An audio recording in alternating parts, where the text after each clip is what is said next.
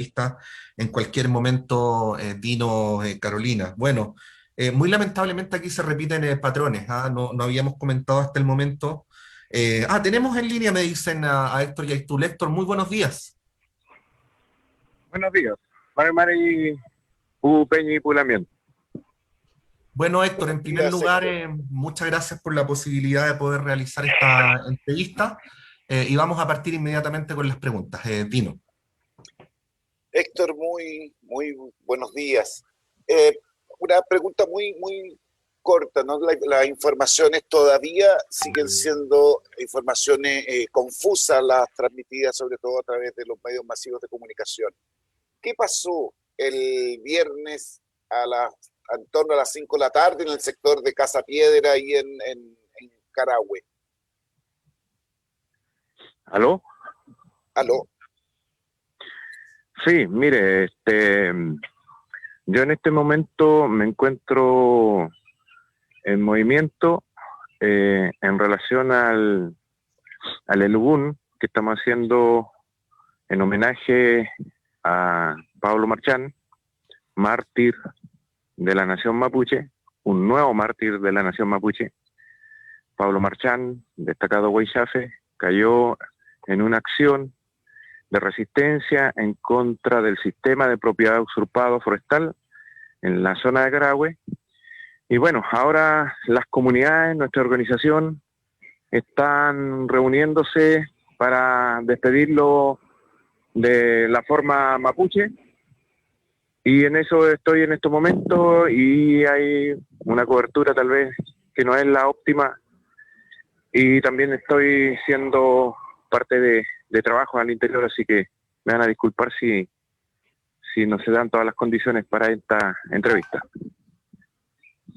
Héctor, bueno, saludarte también, saludar a tu comunidad, a tu organización, obviamente al Gualmapu y a las comunidades en virtud de lo que está sucediendo, efectivamente. Aquí Carolina Trejo, para que sepas.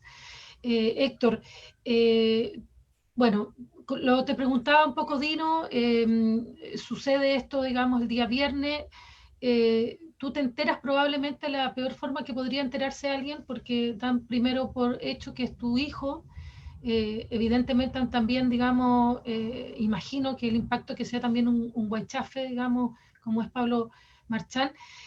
Ustedes efectivamente han reivindicado en distintas, digamos, vocerías tuyas, como de Juan también, la acción en la que se encontraba. Cuéntanos un poco de eso y también cómo finalmente se enteran, porque como bien decía Dino, hay una confusión, los medios de comunicación han dado, y sobre todo los masivos, la versión de Carabineros.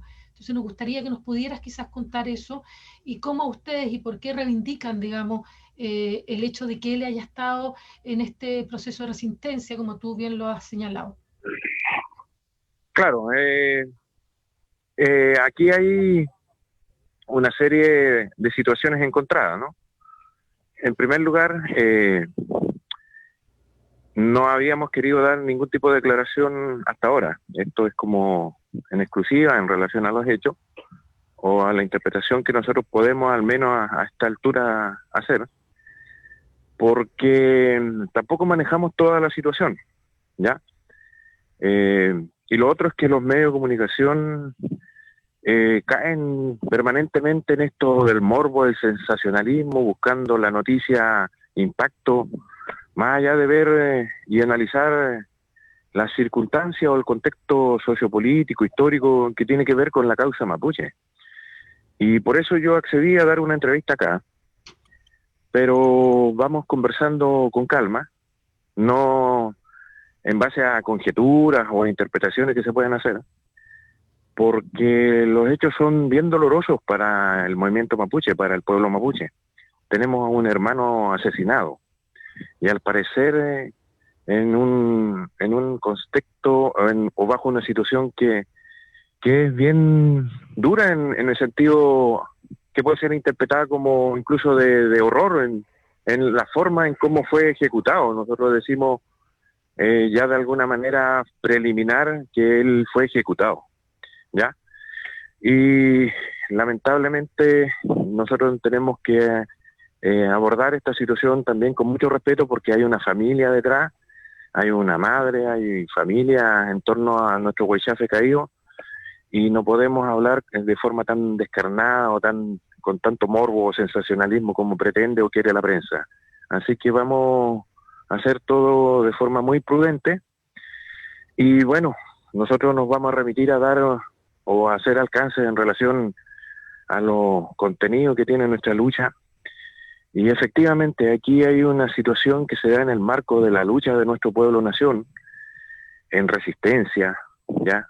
Esa expresión nosotros hacemos vocería, la CAM y otras expresiones que estamos en ese plano de la resistencia y la reconstrucción de nuestra nación mapuche. Y bueno, la confrontación con las forestales ya es una situación muy conocida y es la situación matriz de fondo que está en el conflicto. El conflicto con forestales es lo que tiene que dar a entender por qué está el nivel de violencia que tiene hoy día estos antagonismos y esta confrontación. Tiene que ser entendido. Estamos hablando de una zona donde hay una recuperación territorial por comunidades, ¿ya? Estamos hablando de un predio que ha sido reivindicado por comunidades. Estamos hablando de una realidad concreta en donde ese predio está siendo objeto de explotación forestal por la industria forestal, por los grupos económicos, con maquinaria, con toda su industria, y custodiado por carabineros. ¿Ya? Que se entienda perfectamente eso, custodiado por carabineros y por guardias privados forestales contratados por las forestales. Esa es la situación. O sea, estamos hablando de una guardia pretoriana, como hemos venido denunciando, que está al servicio de proteger los intereses del gran capital. Y eso se hace en un contexto en que esos predios están siendo reclamados y demandados por comunidades en circunstancias que ya todos saben que esos predios ya fueron usurpados. Esos predios pertenecieron a nuestras comunidades en antaño. Esas son reivindicaciones territoriales y políticas muy justas, muy legítimas, con base histórica, con base jurídica, con base de memoria en relación a las comunidades y a todos. Así que, bueno, eso explica la justeza de nuestra lucha a la hora de las demandas territoriales. ¿Qué pasa aquí? Pasa aquí que en ese plano, ya, de reivindicación territorial y política, el Estado, ya, las forestales, se niegan una y otra vez por décadas a la devolución de los predios. Sin embargo, ellos siguen trabajando esos predios, siguen explotando esos predios. La presencia de la industria forestal ya es un oprobio que abofetea toda nuestra condición de pueblo-nación mapuche, y aún así, para los que entienden el impacto medioambiental o de injusticia de que eso sea parte de un sistema de propiedad usurpado que no resuelve las demandas, las legítimas demandas de nuestro pueblo. Ese es el contexto de una acción de resistencia, y que se entienda que esta acción de resistencia no tiene un sentido, como habla inescrupulosamente la clase política en defensa de los intereses del capital, que piensan que aquí hay acciones de terrorismo o acciones de violencia desmedida. Aquí hay acciones anteriores que fueron pacíficas, acciones que fueron legales inclusive, y que nunca fueron oídas, nunca fueron atendidas, y por lo tanto el desarrollo de acciones de resistencia para defender esos territorios, para defender todo lo que implica la cultura y el mundo mapuche, fueron desarrolladas y serán desarrolladas por nuestra gente, en este caso los Huaychafe. Y en ese contexto es cuando se da esta confrontación, este enfrentamiento, y con características de ejecución de parte de la policía en contra de nuestro Huaychafe Pablo Marchán. Héctor, bueno, la policía muy rápidamente se dio a dar una versión respecto a cuál era la identidad de la persona fallecida. De esta versión se hizo eco la fiscalía, que también la oficializó. Queríamos darte la palabra para que tú pudieras hacer una reflexión sobre cuál es la interpretación que hace respecto a esto que desde afuera parece tan extraño, dar por fallecida a una persona que no era, cuando quien había muerto era finalmente Pablo Marchante. ¿Cuál es tu reflexión al respecto? Bueno, la reflexión que nosotros hacemos se ajusta a la realidad que hoy día nosotros vivimos, en el fondo.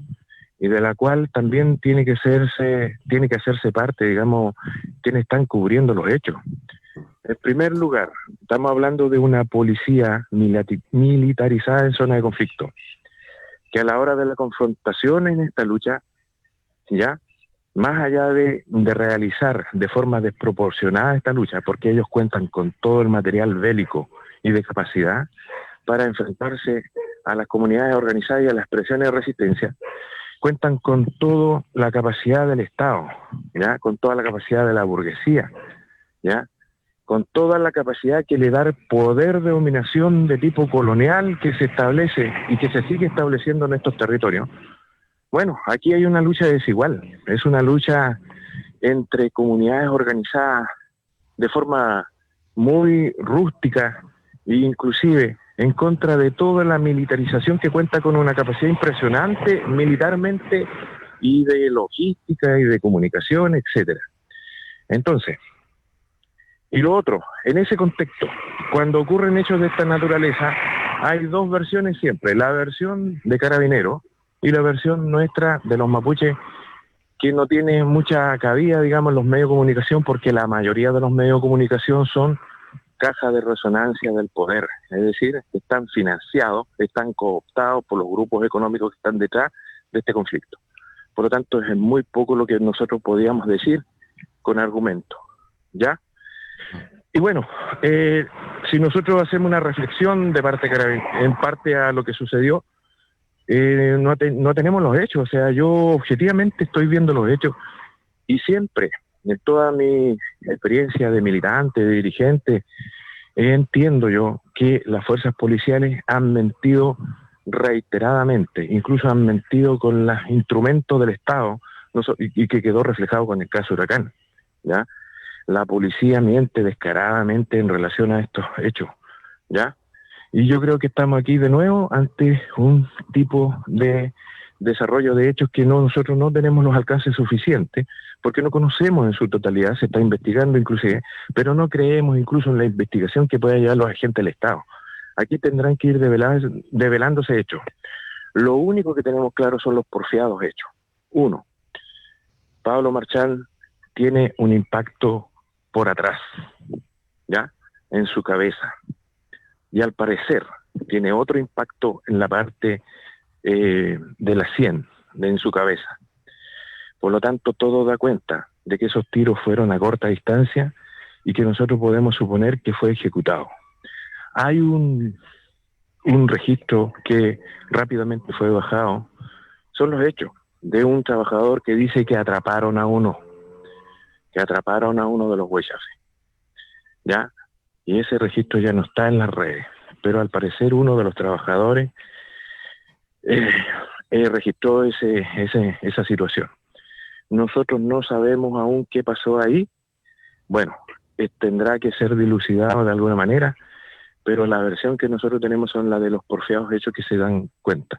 Yo no entiendo, no logro entender cómo Carabineros, la inteligencia de los pacos, ¿ya?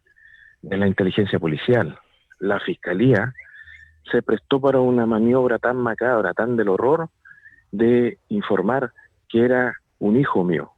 Ya, esa situación no la logro entender hasta los días de hoy. ¿Qué es lo que pretendían hacer con eso?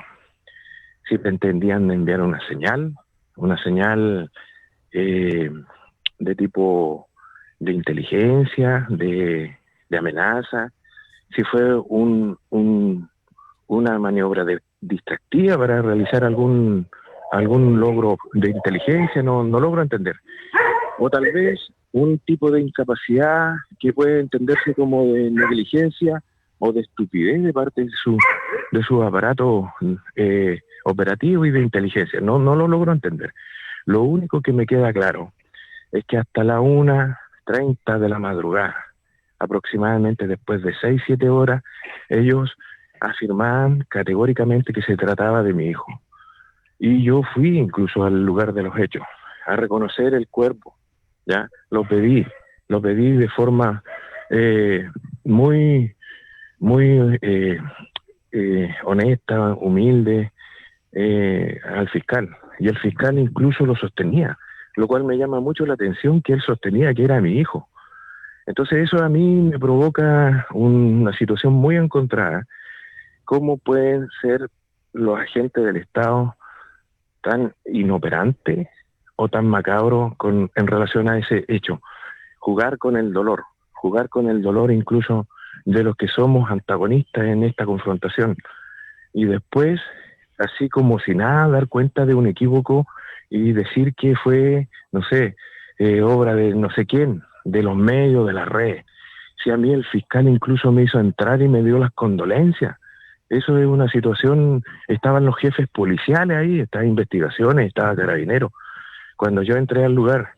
Entonces eso habla de un tipo de actitud, de lógica que tienen estas policías, estos agentes del Estado, que se condice también con todo lo que hay detrás de esta confrontación, que tiene que ver con cómo nos trata el empresariado, cómo nos trata la familia Mate, de ahí para abajo, cómo nos trata el gobierno, más allá de la derecha, todo lo que son parte de la gobernanza neoliberal.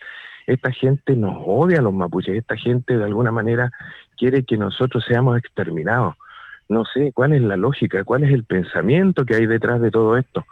Porque aquí sí podemos entender que hay un odio en contra del movimiento, que estamos más fuertemente abrazando la causa mapuche, se puede entender, porque nosotros no vamos a transar con migajas o con proyectos, en fin, que nos quieran dar para solucionar esta situación, porque nosotros vamos por nuestros territorios, vamos por la justicia.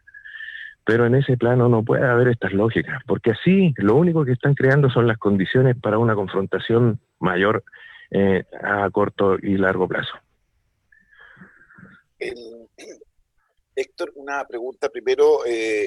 Imposible no expresarte la solidaridad en torno al sufrimiento del pueblo mapuche, de la familia de Pablo Marchán y el de tu propia familia, ¿no? Y en esa, bueno, dicho lo anterior, te quería preguntar ¿había una intención de que fuese tu hijo y en este caso Carabinero se equivoca? ¿Sientes tú que había una intencionalidad de asesinarlo? No lo sabemos. Nosotros podemos sacar deducciones.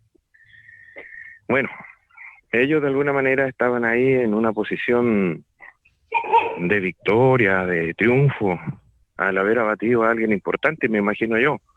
Esa situación los obnubiló. Miren la torpeza, miren la maldad de parte de estos agentes del Estado, pensando que tenían aquí un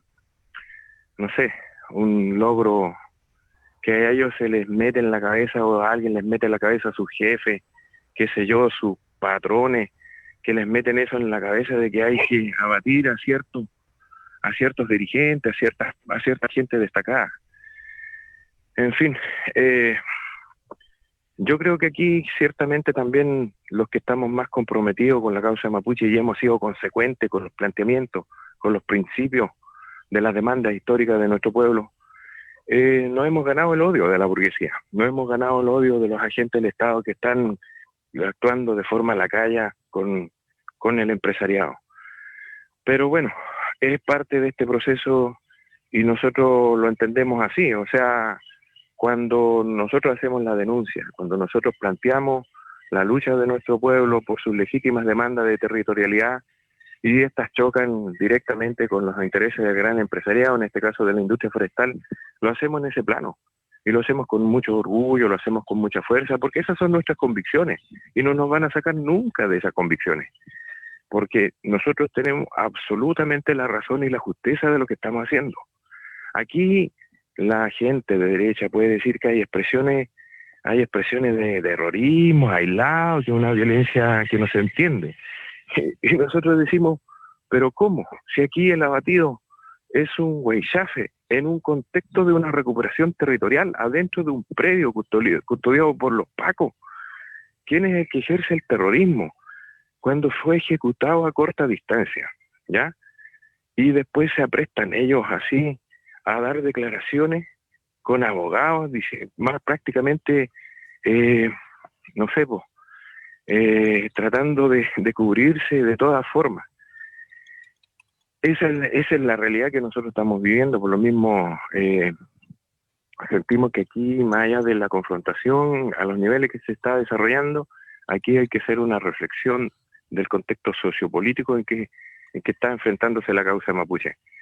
Cada vez las zonas más militarizadas, cada vez más represión y criminalización a la causa mapuche. Esa es la realidad que nosotros vivimos hoy día. Nosotros no estamos viviendo la realidad de la constituyente, de la gente que está allá y que se cuadran con ellos. Nosotros vivimos acá una verdadera dictadura y la bota militar. Acá están los blindados, acá están la policía militarizada, están los militares, están los drones, están las tanquetas. Acá están custodiando predios que son demandados por décadas por comunidades que anhelan y no van a transar en la recuperación de su tierra, y ahí hay un conflicto real, no es artificioso. Por lo mismo, eso nosotros lo queremos denunciar en esta entrevista, que la confrontación no es tan bien como dicen en las carreteras, en las calles contra el chileno común o con el agricultor. La confrontación es con un poder de dominación, son los grupos económicos. Recuerden eso siempre, ténganlo siempre eso en presente, digamos, a la hora de analizar los hechos. Estamos hablando con grupos económicos que tienen un sistema de propiedad usurpado. 2 forestales controlan 3,6 millones de hectáreas que están siendo reivindicadas por nuestro pueblo. 3,6 millones de hectáreas, 2 grupos económicos forestales, que son 3 o 4 veces más tierra que todo lo que posee nuestro pueblo, nación mapuche. Y esas 3,6 millones de hectáreas forestales son parte de políticas extractivistas que están arrasando, que están depredando los territorios ancestrales en el Gualmapu, están convirtiendo en lugares desérticos, están dejando sin agua a nuestra gente, no solamente a los mapuches. Es un impacto medioambiental que no tiene precedente en la historia del Cono Sur, no tiene precedente. Entonces, imagínense, esta situación ocurre en una cordillera que en antaño era de biodiversidad increíble y hoy día está lleno de plantaciones de pino y eucalipto, y que son parte de un andamiaje de poder macabro como el que está retratado en este contexto de lucha. Héctor, justamente, y atendiendo un poco lo que planteas y atendiendo, digamos, a lo que has declarado también en otros medios, también con la delicadeza que tiene el caso, sobre todo para la familia, en este caso de Pablo Marchán, tú hiciste, y nos gustaría también un poco conocer algo de él. Tú comentaste que en un diario, Interferencia en este caso, y que también nos gustaría entrar un poco a conocerlo a él, ¿no? Un guaychafe, un joven que se fue, digamos, de la ciudad y volvió al Gualmapu. No sé si nos pudieras hacer también un pequeño, digamos, perfil, como llamamos nosotros, de Pablo. La verdad que en palabras, en relación a Toñito, como lo conocíamos, a Pablo Marchán, van a quedar cortas en cualquier contexto. Yo creo que más adelante habrá la oportunidad de hablar más, de explayarse más respecto a la envergadura de alguien como Toño. Principalmente por la entrega, principalmente por su sacrificio. Y eso lo ha entendido nuestro pueblo. Lo ha entendido nuestro pueblo mapuche, que está acompañando en todo momento. O sea, no solamente se comparte el dolor, sino también se comparte la forma, el trasfondo de cómo él se incorpora al movimiento mapuche, al movimiento autonomista mapuche y a la CAM. Hay una nota que nosotros dimos a Interferencia, que hablamos, yo al menos hablé respecto de Pablo. Y bueno, insisto, hay que entenderlo, hay que entender la dimensión de su figura, sobre todo en tiempos en que cuesta encontrar una decisión y una convicción a ese nivel, digamos, de entrega por las causas justas, en este caso por la causa mapuche y en un plano de lucha como lo viene desarrollando la CAM. Y eso rememora también a nuestros caídos, a nuestros presos políticos, rememora también a toda esa juventud que hoy día está abrazando el Huaychán como una forma muy legítima de llevar adelante los procesos. ¿Por qué nosotros decimos que esta no es una expresión de terrorismo ni una expresión de violencia indiscriminada de nuestra parte? Porque las muestras de acompañamiento de las comunidades, miles y miles de personas acompañando ayer la llegada a un territorio donde será su Elugún, donde lo estamos de alguna manera acompañando con su familia. Tiene que ver con eso, tiene que ver con que la gente entiende, la gente mapuche, el movimiento mapuche autonomista lo entiende y lleva adelante este proceso. No somos un pueblo que está luchando de esa forma, con resistencia y con reconstrucción. No hay expresiones aquí de terrorismo, aquí lo que existe es resistencia de todo un pueblo, con piedras, con palos, con fuego, con chalcas. Forma organizada, son comunidades, hay loncos, hay machis, hay un conjunto. ¿Cómo no lo pueden entender eso? Aquí eso lo está expresando todas las comunidades que están llegando al Elugún, en Lumaco, en la zona de Pidengo, en un proceso de recuperación territorial donde él quería ser despedido. Por lo tanto, eso habla de la figura de Pablo, de ser parte del movimiento. Porque si fuese un violentista, si fuese un terrorista, jamás tendría el acompañamiento del pueblo nación mapuche. Y por eso nosotros reivindicamos la figura de Pablo en ese contexto, como mapuche. Él tenía ascendiente mapuche por parte de los abuelos, ¿ya? Y él se hace mapuche a la hora de retornar al Gualmapu y vivir como lo mejor de los mapuches, luchando por su pueblo, luchando en el terreno, luchando en la reconstrucción de su pueblo, en el control territorial, en las siembras productivas, en la autodefensa, en la resistencia y en las acciones que le encomendaba su organización y sus planteamientos y sus principios. Él así se hace un mapuche de forma integral, un huaychafe. Ese es un huaychafe, eso para que se entienda a un huaychafe en este contexto de lucha actual. Estamos a esta hora de la mañana conversando con Héctor Yaitul en una transmisión que es un esfuerzo conjunto entre la Radio Universidad de Chile, la Escuela de Periodismo del Instituto de la Comunicación e Imagen y la revista Doble Espacio del ICI. Héctor, de algún modo en esta conversación ya te has referido a lo que te voy a comentar y preguntar, pero creo que el espíritu también de esta entrevista es darte la posibilidad de que te puedas explayar y fundamentar tus puntos de vista sobre las situaciones. Estamos en un momento en el que hay una convención constitucional que ha instalado el debate sobre la interculturalidad, sobre la plurinacionalidad, pero aquí nos encontramos con una situación muy cruda que probablemente es desconocida para quienes no conocen la zona, pero que es muy evidente, que es la presencia de las forestales. Ahí quería pedirte que te pudieras explayar o hacer tu reflexión sobre el punto. ¿Se puede avanzar hacia un estadio mejor sin la erradicación de las forestales del Gualmapu? ¿Cuál es tu mirada sobre el tema? A ver, aquí hay dos realidades, ¿ya? Que para que se entienda. Una realidad que a la que fue convocada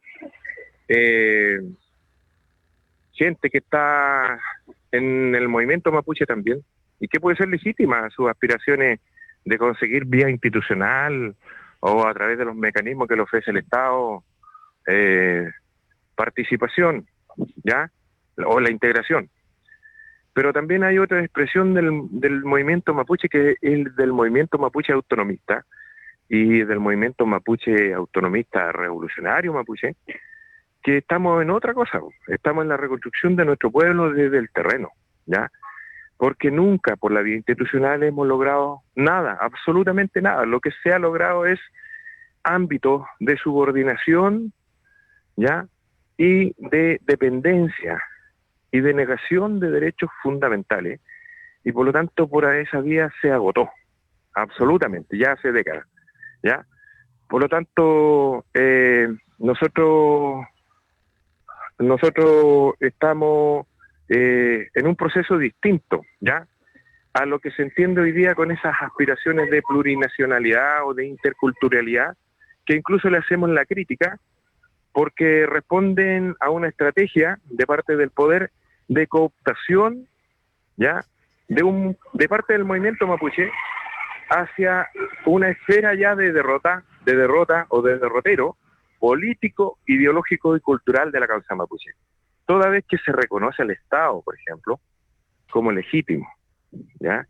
A través de la Constitución, a través de leyes, a través de participación en el Parlamento o en la Convención Constituyente, estamos reconociendo la legitimidad del Estado. Y nosotros como mapuche no podemos bajo ninguna norma y principio, nuestros valores que nos dejaron nuestros antiguos, reconocer injusticia. Estaríamos reconociendo que la formación del Estado y la ocupación de la Araucanía y toda su legislación y todas sus injusticias por décadas son legítimas, y que nosotros lo que se escribió a sangre y fuego, nosotros lo podríamos borrar con el codo así de forma tan simple. Eso no es así. Nosotros no vamos a aceptar la vía institucional, menos en un marco de confrontación en donde se han agudizado contradicciones con el poder. La misma burguesía que financió un ejército de ocupación y que hoy día nos tiene sin territorio y autonomía, que hoy día no estén de alguna manera pauteando la forma de luchar, ¿ya? La forma de cómo nosotros podemos hacer expresión de un movimiento en lucha. Hay una... Espera un poquito. Sí. Hay una situación encontrada con esas posiciones, y nosotros lo hemos dicho. La participación en la Convención Constituyente, por ejemplo, es reconocer de alguna forma al Estado hoy día tal cual es, que es un Estado capitalista de formato colonial, y en que se persiste con esta acción criminal de parte de los agentes del Estado, y estaríamos justificando que la acción de ajusticiamiento de los huaychafes o de la muerte de nuestra gente por luchar por territorio de autonomía es legítima. Es una contradicción absoluta. Nosotros no estamos por esa vía. Aquí, los que ejecutaron a Pablo Marchán, los que han reprimido a nuestro pueblo históricamente hasta los días de hoy, es el Estado chileno, que está actuando para salvaguardar los intereses de los poderosos, con los cuales nosotros confrontamos a la hora de nuestras demandas territoriales y políticas. Porque si aquí hay un conflicto hoy día es porque nuestras reivindicaciones territoriales chocan de frente contra los intereses del gran capital. Si aquí nosotros no estamos peleando con el chileno común, no estamos peleando ni siquiera con el agricultor que está por estas partes, nosotros estamos peleando con el sistema de propiedad usurpado que se sostiene en la industria forestal, contra las madereras, contra los grupos económicos del señor Mate, el señor Angelini, de Von Appel, un nazi que se instaló acá y que hoy día es dueño de la Forestal Cautín, que es una de las grandes forestales que también están en territorio mapuche. Siguiendo la misma línea de conversación, Héctor, quería comentar contigo que los 17 delegados y delegadas de los pueblos originarios en la Convención Constituyente sacaron una declaración en donde te voy a leer textual. Dice: los graves hechos conocidos hacen evidente la urgencia de que el país respete y repare los derechos políticos y territoriales del pueblo mapuche y de todas las naciones originarias, como una necesidad ineludible para el proceso constituyente de un Chile plural, de pueblos iguales en dignidad y derechos. Le sumo a eso y le doy el contexto de que hoy se cumple una semana, ¿no?, de un acto tan fuerte como simbólico de que sea una Peñi Mapuche Elizalón con la que presida la Convención Constitucional. ¿Crees tú que esta acción, si es una acción, no me quiero adelantar los hechos, ¿no?, pero si es una acción planificada, si es una... pueda ser también una acción en contra de la realización de la Convención Constitucional para sabotearla? No. Ahí está absolutamente equivocado su análisis. Todo lo contrario. Nosotros creemos que la participación en la Convención Constitucional, y cuando le dan realce y visibilización a todas las expresiones que tienen que ver con la vía institucional o de participación en el Estado, son parte de una estrategia de consolidar al sistema capitalista, sobre todo a la hora de confrontar con la causa mapuche. Es decir, hoy día, no solamente con la participación en la constituyente o en las formas que ofrece el Estado, se legitima el Estado en sí, a su formato capitalista, colonial, ¿ya?, sino que también se busca un tipo de reacomodo o reajuste a la forma de gobernanza, que ha sido un fracaso a la hora de hacerse cargo de las luchas de los oprimidos, no solamente de la causa mapuche, sino también de todos aquellos que han sido golpeados por el sistema, es decir, los pobres del campo y la ciudad, que han, de alguna manera, se han manifestado también en relación al estallido social que conocemos. Estamos hablando de que se busca con esto hacer como un paralelo de las estrategias, no solamente del Estado capitalista con su política ya neoliberal, en que quiere hacer un sesgo de integración con plurinacionalidad o interculturalidad forzada, falsa, sino también del empresariado. El MININCO, por ejemplo, en este caso también trata de convocar a las comunidades con un sesgo mapuchista, con un sesgo de plurinacionalidad, y terminan armando bandas paramilitares a su favor, como se conoció con el caso de Iván Núñez, ¿ya? Entendemos también que el empresariado también pretende de alguna manera refundar el capitalismo en el sur, pensando que ya no es la vía las forestales, sino que otro tipo de políticas extractivistas por el lado de la agricultura con mayor intensidad u otras propuestas.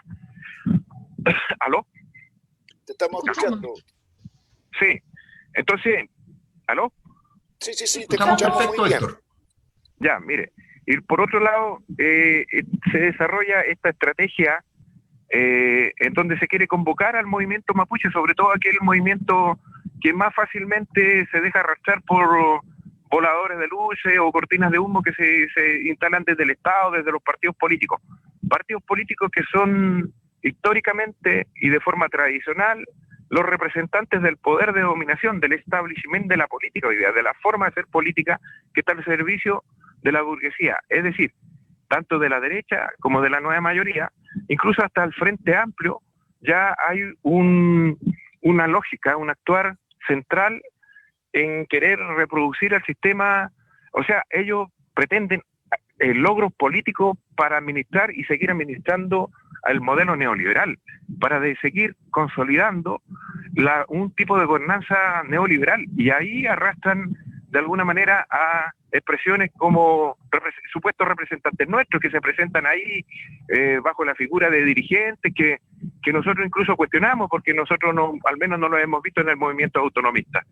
Y eso es una forma también de entender que pasan a ser parte, digamos, de estas estrategias que confrontan con la causa mapuche. O sea, por un lado, si tenemos la acción del Estado militarizando el Gualmapu, profundizando las políticas del terrorismo de Estado, y por otro lado, el empresariado que pretende a toda costa de hacer una relación supuesta de comunidad y capital, reproduciendo el capitalismo a ultranza, el capitalismo salvaje en nuestros territorios ancestrales, y por otro lado la convocatoria o la cooptación que hacen de este movimiento ya que ha bajado la guardia, ha bajado los brazos a la hora de las reivindicaciones sustanciales que tienen que ver con territorio de autonomía para la nación mapuche. Héctor, bueno, ha sido una tremenda conversación. Sabemos que hay ciertos tiempos, pero la idea es prolongarla.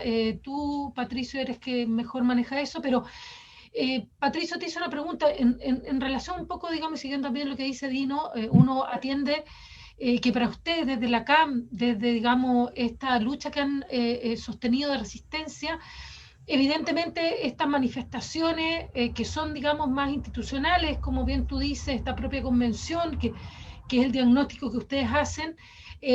Sin embargo, efectivamente, como decía Dino, ha habido, digamos, también, así como tú lo señalabas, de las propias comunidades, un reconocimiento a partir de la muerte de Pablo, digamos, de una lectura de lo que está pasando allá.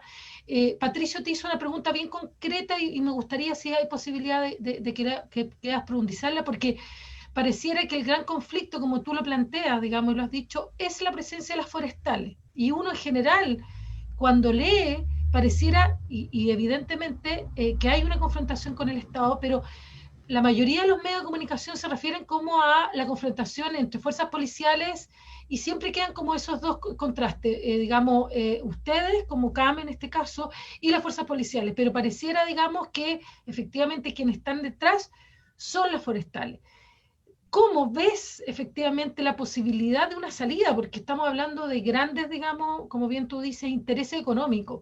¿De qué manera crees tú que se puede efectivamente llevar a cabo la posibilidad de que haya una entrega y la salida de las forestales, atendiendo un poco a las características que tú mencionas de la destrucción más bien del medio ambiente, que es otro tema que atraviesa no solo, digamos, desde el 18 de octubre, también mucho, digamos, de lo que se ha estado discutiendo en la convención, más allá que, como bien tú dices, sientes que es una salida a esta constitución dentro de la misma institucionalidad. ¿Qué posibilidad hay efectiva desde lo que tú puedes analizar de la salida de los forestales? En algún minuto lo planteaste, recuerdo esto de que hubiese una conversación con, digamos, participación de veedores internacionales. No sé, digamos, cómo puede decir, si nos pudieras contar o explicar un poco eso, porque pareciera, digamos, que efectivamente las forestales no están, digamos, aparecen, pero siempre aparece finalmente, como bien dicen las fuerzas policiales, como el primer, digamos, ¿cómo se llama? Antagonista en esto, ¿no? No sé si me expresé bien, digamos. Claro, claro, porque acá había una forma de hacer política que está muy subordinada. Estamos claros en eso. A la hora, por ejemplo, de los hechos, los que hablan aquí son fiscales, policías y los medios de comunicación que se afanan en mostrar los hechos de forma sensacionalista, buscando el impacto mediático, porque de alguna manera reproducen esta forma, digamos, de presentar de que somos violentistas o terroristas, etcétera. Aquí el trasfondo es que son las forestales los principales responsables y del medio ambiente. Te estamos Estamos teniendo perdiendo. una breve interrupción con Héctor Yaitul, pero bueno, hay que decir que a pesar de lo que nos costó establecer contacto con él, una vez que se produjo, el sonido ha sido impecable, hemos podido escuchar claramente la palabra de Héctor Yaitul, afortunadamente no hemos tenido dificultades, esta es la primera dificultad técnica que se produce en todo el rato que llevamos conversando, que en todo caso, tal como lo dijimos hace un ratito, a quienes nos están siguiendo les pedimos que la comprendan, porque se da en el contexto de dos cosas que Héctor Yaitul planteó al principio de esta entrevista. Primero, las dificultades de señal en la zona y en segundo lugar, la posibilidad de que sus comunicaciones estén de alguna manera siendo intervenidas. Héctor, no sé si nos escuchas y podemos retomar el contacto ahora. No, hemos tenido una dificultad con Héctor Yaitul, no hemos podido establecer el contacto. Era muy interesante la pregunta que había hecho Carolina al final, pero también entendemos que hemos podido recorrer a lo largo de estos minutos de conversación buena parte de los temas que preocupan a la opinión pública. Como decíamos al principio, Dino, Carolina, nuestro objetivo era darle voz a Héctor Yaitul para que pudiera hacer sus planteamientos sin intermediarios y bueno. En lo personal tengo una cierta tranquilidad y también por los comentarios que nos llegan por las redes sociales, ¿no? Que hemos podido contribuir a ese propósito. Quizás unas últimas palabras para ir cerrando. Sí, yo quisiera, quizás, digamos, particularmente desde la noticia, somos periodistas, bien hemos planteado, digamos, esta conversación, dando, como bien explicabas, voz, porque no siempre, digamos, se escucha más ampliamente, justamente en este caso a las comunidades y en este caso en particular, digamos, a la CAM a través de su vocero. Bien decía yo, digamos, porque Héctor Yaitul en algún momento planteó esto de que existieran veedores extranjeros que permitieran esta discusión, digamos, respecto a eventualmente el retiro de las forestales, ¿no? Pero por otro lado yo creo detenerme porque creo que sin pecar, porque no creo que fue un poco el ánimo que nos transmitió Héctor Yaitul en esta conversación. Efectivamente, yo creo que lo que nos dijo efectivamente la posibilidad de que sea una ejecución es efectivamente un elemento no solo, digamos, dramático si fuera así, sino efectivamente daría una vuelta a nivel noticioso de lo que hemos estado escuchando hasta ese minuto. La verdad es que en ese sentido es bien impactante el hecho de que podamos a través de la radio de la Universidad de Chile, bueno, a través también de este espacio, de doble espacio de la revista y de la universidad, tener esta información que efectivamente está saliendo a través, digamos, este, digamos, de este espacio, digamos, insisto. No sé, Dino, ¿qué piensas tú un poco de la conversación, más allá de este elemento, aunque uno lo quiera, digamos, pero no es menor como elemento noticioso y también, digamos, complejo a la hora de investigarlo nosotros como periodistas también? Yo, es decir, sumarme a lo que tú has señalado, ¿no? No sé si estará escuchando, si en algún minuto Héctor Yaitul escuchará esta parte, ¿no? Eh, es agradecerle la confianza que tiene con la radio, que tiene con la escuela, la cual ha visitado en algunas oportunidades. Eh, Agradecer su claridad también, ¿no? Su claridad, su voz, su, su, su, su nulo odio, a pesar de la agresión permanente del Estado y de las policías, ¿no? Puede seguir hablando y refiriéndose, en este caso, a Pablo Marchán con amor, con ternura, como un hombre hacia un joven que es asesinado y aparentemente, por esta información, ejecutado por carabineros, ¿no? En cuanto a lo que a él me parece que es pavoroso en la expresión de un Estado abusivo en torno a lo que ocurre con Héctor Yaitul, con su familia, y creo que también nos hace pensar en torno a cómo la tortura es una práctica reiterada de las policías, pero también de un Estado y de los civiles, ¿no? Por lo que señala Héctor, no es solo la policía la que participa de esta tortura, participa la fiscalía también, ¿no? Y después salen negando que eso haya existido.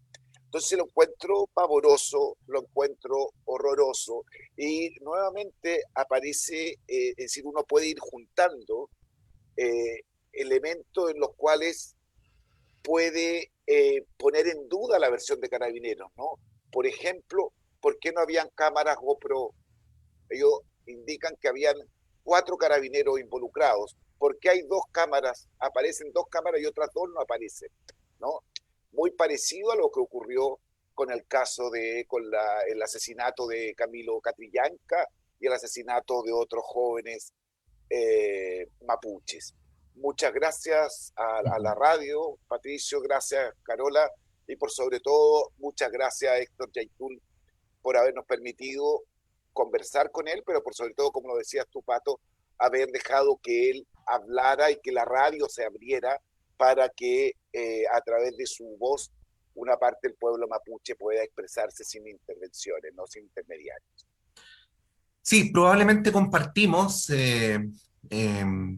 que el objetivo del periodismo es complejizar los debates, no simplificarlos, y que nosotros tenemos que ponernos al servicio de esto, de que nuestra comunidad tenga la mayor información posible, la mayor cantidad de elementos, no para que nosotros digamos cómo son las cosas, sino para que ellos se formen su opinión de cómo ellos piensan que son las cosas. Y creo que en ese propósito la posibilidad de que la palabra de Héctor Yaitul llegue, por todas las razones que hemos dado, que muchas veces se ha tratado una palabra interrumpida, ocultada, tergiversada, directamente a los auditores y auditoras, pienso que termina por hacer cumplir lo que originalmente nos habíamos propuesto. Yo quiero saludar como director de la radio al Instituto de la Comunicación e Imagen, agradecer a Dino, agradecer a Carola Trejo, la editora general de la revista Doble Espacio, y también agradecer a todos los auditores y auditoras que en este rato nos han escrito muchísimo por todas las vías posibles para agradecer esta posibilidad. Así es que vamos a dejar acá esta transmisión. Agradecemos Yo también quiero primeramente a Héctor agradecerle. Yaitul. Sí. Sí, perdona Patricio, no quería interrumpirte. También, digamos, agradecer efectivamente, bueno, cada una y une, y particularmente efectivamente a Héctor, sabiendo lo difícil que fue esa noche. Creo que él fue, y lo vivimos algunos de nosotros, la necesidad de muchos colegas de digamos, tratar de tener como digamos el golpe noticioso. Yo lo puedo comprender, trabajé 25 años en televisión, lo entiendo, pero también hay momentos, sobre todo después del 18 de octubre, que yo creo que nosotros como periodistas tenemos que tener y cambiar ciertas lógicas de hacer nuestra profesión, nuestro oficio. Y en ese sentido yo creo que este espacio, el poder conversar, el poder tratar de comprender realidades que a veces no necesariamente las vivimos porque además estamos en la ciudad, pero además porque de repente sí, digamos, sentimos que tenemos que tratar de empatizar, sobre todo, como bien decía Dino y también tú, Patricio, con realidades que son parte, digamos, de nuestra historia, pero que además son muchas veces tergiversadas. Así que yo agradezco el espacio también y agradezco a Héctor habernos elegido para hacer esta conversación. Y bueno, esperemos que estas colaboraciones también se vuelvan a repetir. Así que a cada uno, una y una que han participado en este espacio, también agradecerles. Al final, dos personas que no quiero dejar de nombrar porque han sido fundamentales para esta transmisión, y no estoy bromeando con lo que voy a decir, ¿eh? Fernando Lagos y Fernando Lagos, porque tenemos dos compañeros que se llaman igual. Uno ha estado a cargo de la salida por radio, y yo creo que este tipo de cosas que parecen tan domésticas a veces hay que decirlas. Fernando vino especialmente desde Puente Alto a la radio para sacar adelante esta transmisión, así es que si no hubiera sido por ese esfuerzo que le ha hecho, ustedes no estarían escuchando esta entrevista. Y al otro Fernando Lagos, al que está a cargo de la transmisión por Facebook, que también hizo posible que ustedes pudieran escuchar la palabra de Héctor Yaitul por esta vía. Decir nomás al final a todos los fanáticos y fanáticas, dentro de los cuales me incluyo, del tango, el programa Mano a Mano con el tango que va habitualmente los domingos a las 11, que lo habíamos corrido para las 12, bueno, nos pasamos de las 12 a la 1. Vamos a tener ahí el encuentro, como siempre, con la conducción de Paulina Nini y de su padre Sergio Nina. Así es que llegamos hasta acá. Muchas gracias y que disfruten de este domingo. Gracias, Pato. Nos vemos. Buen domingo para todas y todos. Amén. El combate a la pandemia es tarea de todos y todas. Me voy a la feria, me voy a la feria. Por la Universidad de Chile. Chao.